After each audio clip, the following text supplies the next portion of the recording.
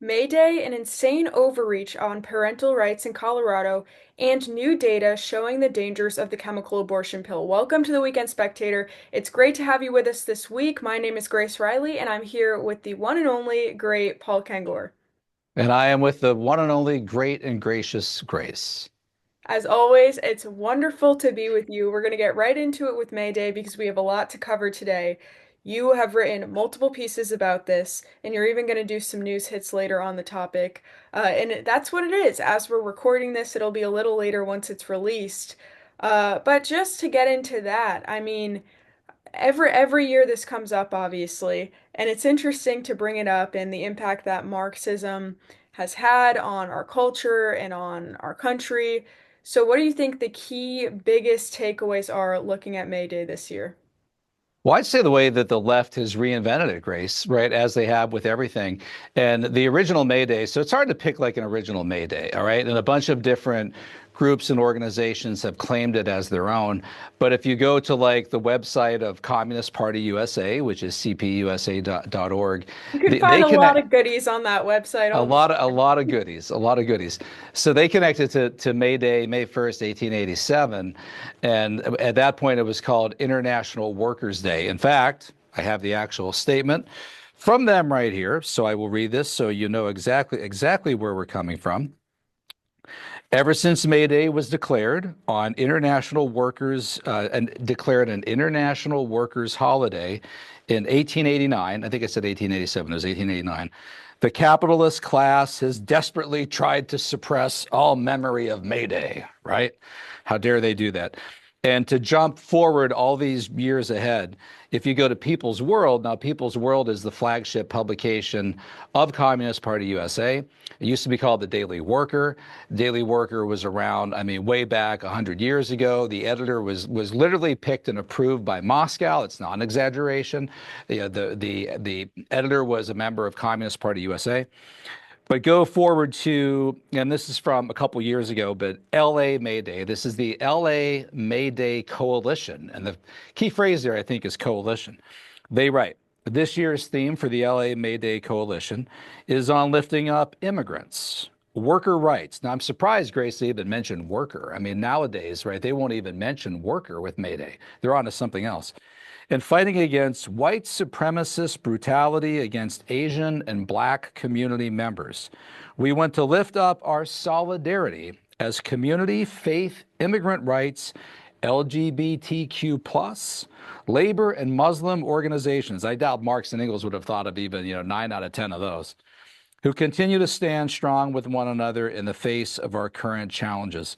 And if you read their literature, if you go to People's World, if you go to Communist Party USA, if you go to the Socialist Workers Party, they publish The Militant, that's the Trotskyist Socialist Workers Party, you are far more likely to hear them talking about transgenderism and gay rights than you are coal miners or steel Yeah. workers or farmers. And if they talk Now, about any employees at all, it'll be like teachers and the why would public they do sector such a unions. thing? Yeah, yeah. Well, and that's the key, right? So that really tells you where the modern day Marxists have gone.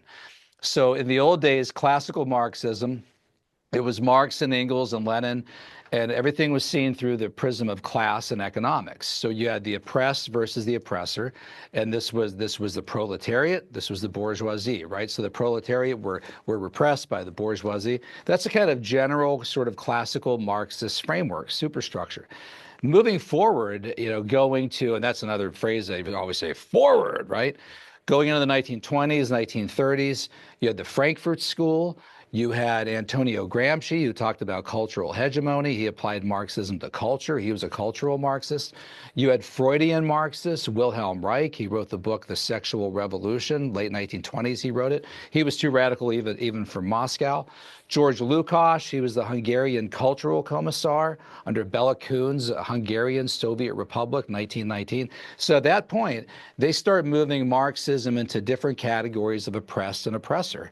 It becomes about sex. It becomes about culture. And eventually, for the gender Marxists, women like Judith Butler, University of California, Berkeley, it becomes male versus female. The male is the oppressor, the female is the oppressed.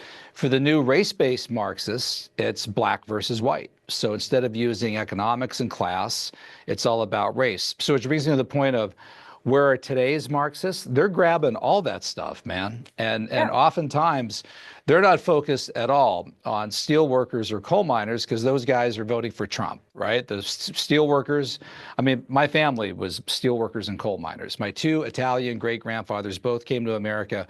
Well, they came to America as coal miners, and their kids were coal miners and steel workers because I brought up in Western PA. Those people are all voting for Trump. You know, they're Reagan Democrats, they're like Trump Democrats. Even now, they might even be like Trump Republicans. So your typical person out today celebrating May Day is much more likely to be a Starbucks barista than a West Virginia coal miner. Yeah. I mean, they're organizing not on the factory floor, but quite literally. I mean, today, May Day. In the old days, there would be like a CPUSA, Communist Party USA goon trying to get his way into the steel mill to see if he could sign people up. Today, this day, walk by Starbucks in Manhattan or wherever, and that's where you're going to see these people trying to organize and get recruits. So they've moved to culture, sexuality, LGBTQIA+. First time I ever saw that full acronym was in People's World about 20 years ago. And I said, Grace, Probably has about what's that? 100 characters on it now, though. Right, right. And I saw I had known of LGBTQ, and then to see IA plus, and I thought, what's IA? And I eventually learned I don't intersex, know. asexual, right?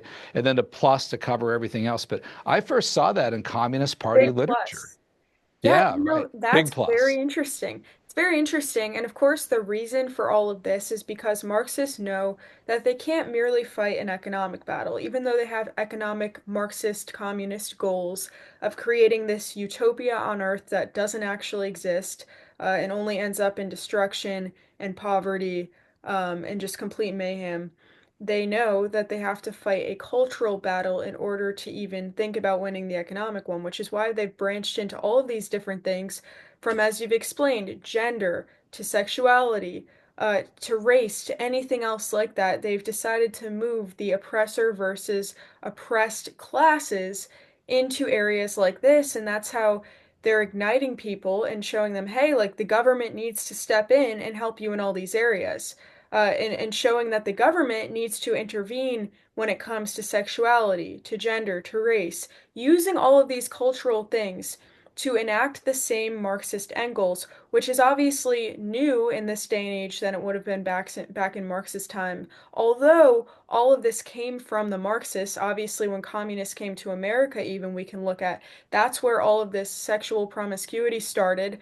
That's where all of these different cultural things really took root in a way that was different than what existed at that time in culture. So they've not only transformed the culture in these sorts of ways, but they've latched onto it through the institutions and through the work that they've done in culture to be able to push Marxist ideology forward. And this is important because of the ways that it's permeated through all of these different areas of society. Even Hollywood is a great example, understanding that they need to be involved at that level. Marxists and communists need to be involved in Hollywood and filmmaking because of the ways that it can impact people's thoughts when they see movies that are tailored towards that worldview.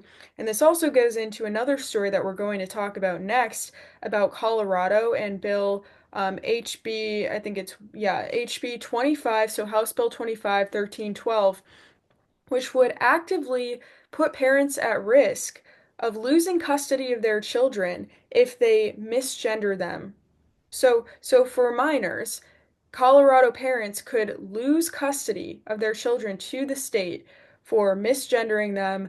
It says specifically in the bill that if they use not the child's preferred pronouns or if they use what they call Mm. deadnaming, so if a parent were to use their child's name given at birth, so if I decided my name was going to be Greg from now on and my parents called me Grace, they could in a custody battle, they could lose a parent could lose custody of me because of something like that. So this is absolutely insane. It's an outright attack on truth, on Christians, on anyone who refuses to acknowledge delusion. And again, the reason that this is all so insidious is because it has to do with minors. These are children that are young enough to be in custody of their parents, and they're Right. pushing and forcing radical gender ideology on these kids. And this is without parental consent. So, what could happen is a kid goes to school, they socially transition the child without parental notification or consent. And then, if the parents refuse to comply with what the state and school created, the state could take their children. And this goes right back to, again, another area that the communists attack, which is the family. They think that children ought to be children of the communities and of states. This is not the state. This is nothing new. It's been present since the beginning of the education system. It comes from communist ideology, this idea that children belong to entire communities, to the government, to the state, and this is just a reflection of that ideology. And the news for them is that no, that's incorrect. Children belong to their parents, not to the state, and this is absolutely absurd. Yeah, in fact, so this reminds me of a conversation we had a few weeks ago on International Women's Day, right? Mhm. And the language that you're using, that is exactly the language of Alexandra Kolontai, who was like the feminist of the Bolshevik Revolution. It's the language of Engels from Engels' book on the origins of the family, published in 1884, the year after Marx died. Although Engels said that Marx ought to be considered a co-author. And we even, in fact, we did a podcast on this, a Weekend Spectator on this a few weeks ago. We connect that to what Melissa Harris Perry Mhm. said, right, just a few years ago, and they all said, right, we have to get rid of. In fact, if I got Perry's quote almost verbatim, we have to get rid of this sort of private notion of our children, right? That our children belong to their parents. Instead, we need to have a more communal view of our children, a And Democrats collective still say view. this. Yeah, Modern yeah. Democrats still make statements like this, and laws like this are proof of that. Yeah, well, that's exactly right. And I mean the fact that I mean you can't even get the school nurse to give your kid aspirin without parental consent, right? Yeah. To think that you can suddenly go in and transition the child without the parents' consent, and this just shows how Dan Flynn for American Spectator wrote a book a few years ago called Intellectual Morons, and the point that he said there is ideology can make you insane, right? Left-wing ideology. And you see that here. I mean, none of this makes any sense. It has no common sense. And it violates so many different tenets of what liberals have always believed, right? But because this is their radical idea, this is their gender ideology, this is part of their ideology, they're willing to do something that crazy. And the whole dead naming thing, I mean, that in and of itself, I'll never forget. I wrote a piece a few years ago, and it was for the Pittsburgh Tribune Review, which I've had a column for every couple of weeks. And we ended up not using it because they didn't want me to get into this issue. They thought it was too divisive and everything. And I mentioned the idea of a child, a boy or girl, changing his or her name into a name other than the name that the parents gave the child. And I said, this is so offensive and insensitive to the parent. The And parent that's a took that teaching child. moment. I mean, for Yeah, a parent, exactly. that should be a teaching moment of respect in what you don't do. But of course, Right. now the left is stepping in and affirming behavior like that. Well, and I didn't even know at the point that the phrase dead name existed. So this is how naive I was, Yeah. right? Well, and But think I was about what a misuse of language that is to call it dead naming. right, right. Because I said in my article, the mother gives birth to the beautiful little girl and she's holding her in her arms and I will name you, Abigail or something like that, right? And raises her up and dresses her up and all excited about it. And then one day Abigail comes home and 14 years old and says, "Hi, my name's Rex," right? And I said it's almost as if the child is claiming to the parent, what you called me is dead, right? Abigail no longer exists, right? I'm now Rex. So that whole part of my life is dead. And then I was only to learn that they actually have a phrase for that. The left does. They call it dead naming, right? Yeah, and Dead naming. The dead name is the name that your parents gave you. And aside from parental rights, people, liberals, leftists listening right now, think of how disrespectful and insensitive this is to the parent.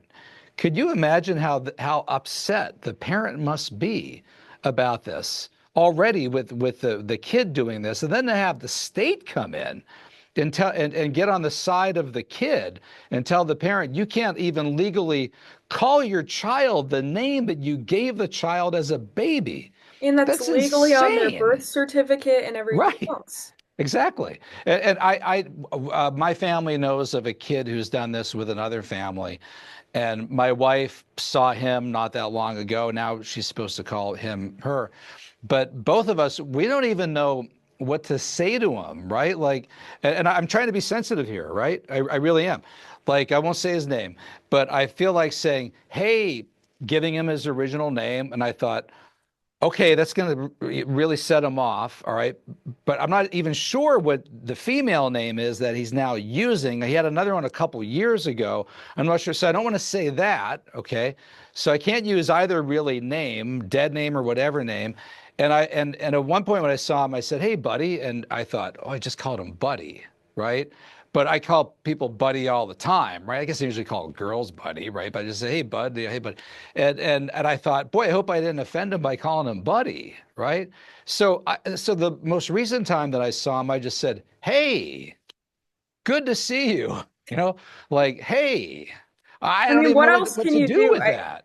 It's an Right. absolutely impossible scenario, and I just can't And even. I'm the bad guy in that Yeah. situation, right? Well, And and if I'm the parent, the kid could be taken away from me if I don't use the proper name. yeah, How and for crazy is that? society to mandate that delusion is affirmed by all of society like that, is not only extremely damaging and tragic for the children that this is impacting. There are so many stories of kids who transitioned while they were minors or took certain steps to transition, and then just as they naturally grew, realized like that they were wrong and it was a mental health thing, and then they experienced so much suffering as a result. I interviewed one man. His name is Billy Burley. This was for the American Spectator back when I I was an remember that. intern. So I want to say 2 years ago or something, 3 years ago, whenever I interned at the American Spectator.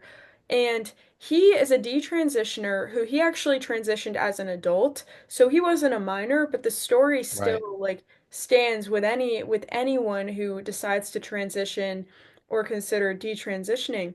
He transitioned as an adult and lived as a woman for 5 years, got all of the surgeries, everything.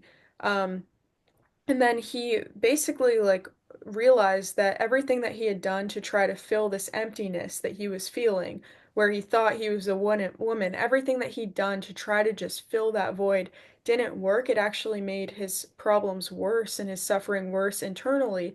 And Especially it if you cut didn't, off sexual organs. I mean, then yes, it's really, whew, exactly. So it didn't help him, and he that realized. hurts people, right? That hurts. Mhm. Oh, Not just for a literally. week or two. For life, I mean, not to be too graphic, but for men who transition to be females, they have to dilate a hole that's not supposed to be there, that's surgically put in, doesn't have any function, but they have to physically dilate that every single day for the rest of By the their way, life. which has a dead function. Yeah. And the reason for that is that their body is trying to heal it because it's not supposed to be there. Right. Doesn't know it's a foreign thing that has no purpose. They don't, it seems like it's, something that needs to be healed. It'll scab up like an Oh, infection. Your yeah. body responds to it immunologically. That's exactly right. Yeah, your So it's body's not fighting it off pretty. because None of this. it is unnatural, Hmm. right? Yeah. It's and by the way, the problem, this gets even more complicated, especially about the person I was referring to, if the person identifies as gender fluid. So in that case, you really don't know if you haven't seen the person in a couple years whether or Couple not days even. he's Who still a knows? he or is Monday, now Wednesday. identified. Right, right. So you're probably best off just saying, "Hey, how are you? Hey," Yeah. right? Because you just don't know at that Exactly. moment when you could be offending somebody. Crazy. Yeah. It's so true. Ideology makes you insane, Yeah, as Dan no, it Flynn would does. say. And to quickly round it up, I mean, the with Billy Burley, the man that we were just talking about, the point was he found Jesus. He went to a church group and he expected to kind of be ostracized because of his situation, but he went to some sort of Bible study group just on a whim. and the people there welcomed him with Yeah. open arms. And he found Jesus and has had hope ever since, detransitioned back. So obviously, you can't undo the damage from those surgeries, but he was able to find hope. He actually got married and is married to a woman. So he, like, the way that the Lord worked through his life is incredible. And that's what I think as Christians we need to remember when talking about this sort of thing, when, you know, interacting with people who are dealing with stuff like this, as you're kind of explaining, it's that, the answer is not to just close people off and react, but it's, yeah, to remember that, everyone, no matter what they're struggling with, needs Jesus, and we can be stewards of that light and try to help people. Yeah, I mean, we're all sinners, right? So went to the place where the person once said, right, God made you male and female, right? And that, yeah, that's it. But this idea, and anybody do research on this, you will find out the way Billy was welcomed. Um, do a little research on this into Yeah, this community, right? The trans community and so forth. They are ostracized and treated as heretics when they break from the group, when they break from the clique. There's a lot of psychological stuff going on. Once they're pulled into that group of fellow people who feel that way, who are gender confused, gender dysphoria, whatever the term might be, that becomes like their new home. Truly, it's yeah, like their new family. And when they leave or break away, they are really shunned. They're really attacked. And they often think that they'll get sympathy from the members of that new family that they joined. And instead, they find that they're treated like a pariah. And yeah, then they're shocked when they walk into a church and people say to them, "Yeah, guess what? I was a sinner too, and I actually probably did worse things." mhm, Right? You meet people, people who found Jesus who were in prison, who murdered people, who killed people. Right? yeah, We all are guilty of all kinds of sins that have hurt people. In fact, our sins that have hurt others more than ourselves. Although, again, as I said, if you're doing something like that, you may be really hurting your parents as well. Have some respect for the parents. But to circle back to what Colorado is doing, no respect for parental rights, but also no respect at all for mom and dad as the mom and dad who gave birth to, named and nurtured that child from the yeah. womb. Yeah, absolutely. Respect is a really important point, and just what you're explaining, that hope is never gone. You're never too far gone, no matter what you've done, no matter if you've had all these surgeries, or no matter if you've, committed the worst sins possible. I mean, we can look at Paul as an example, right? I mean, you're Right, never too far gone. There's always hope, and that should be an encouragement to everyone. And one thing that we want to round up with before we close quickly is another thing kind of along these lines, and it has to do with abortion. So there's important new data out done by the Foundation for the Restoration of America. They compiled this data and put it into a report that found that 1 in 10 women who take the chemical abortion pill, so the at-home pill that you can take unsupervised at home, have shipped to your house, 1 in 10 women who take this experience adverse, serious health effects, such as sepsis, I mean, crazy, serious right, right. health events from taking this chemical abortion pill that's branded as safe. So Planned Parenthood brands this pill as safer than Tylenol. They say this on their I was website. just about to say Planned Parenthood even before you said it. Yeah, Yeah, yeah. they brand this drug as They safer just than love women, Tylenol. don't they? They just love I women, know, right? And Planned it's Parenthood. all allegedly they care about women's health more than anything. But of They care course, about women having an abortion. literally, and That this that's proves that's the that. goal. And this Yes. absolutely proves that. And another thing that came from the report, so in just a little background, this data was compiled from real insurance claims. So it was taken from real insurance claims, all of this data, and compiled, and it was found that it's 22, women are 22 times more likely to experience these serious adverse effects of the abortion pill than the FDA claims. So Yeah, women yeah. are not being told the full risk, so it completely blows out the claim by Planned Parenthood that they care about women's health, because that's in the FDA, because it's obviously not the case. They care about killing babies, and that's become evident. And of course, it's a tragic abortion is extremely tragic because in 100% of the cases it hurts the baby, obviously. Right, right. Takes the life of the baby, but it's no surprise that such a drug would have such serious impacts on a woman's health. Yeah, no surprise whatsoever. And don't you love liberals who want to be all natural, granola, all that stuff? You don't put any of that stuff in your body that's not natural. And then all of a sudden they want to give you a pill, right? Just off the market to the degree to whether or not it's even truly FDA researched and approved. And you ingest this pill that stops you from your cycles, from bleeding, from maybe implantation. It Yeah. depends on the pill and how it works and all that. I could talk about this stuff for hours because it used to be pre-med and I know all that stuff really, really well. But what that does to a woman's system is dramatic. Again, to use the phrase unnatural, there could be nothing more unnatural than in the middle of this course of the fertilized egg, whatever, to just suddenly put something in your system that goes boom and just stops it and Yeah. puts everything in haywire on pause and tries to reverse it. It's just common sense that that's going to create problems. And I would have predicted sepsis, and sepsis is deadly. Yeah. I mean, that's a blood infection that will kill you at any age, no matter how healthy you are. And yeah, and all Planned Parenthood and these groups kill about Freudian slip there. Care about is making sure that the woman gets that damned abortion, right? Yeah. First and foremost, that's the goal.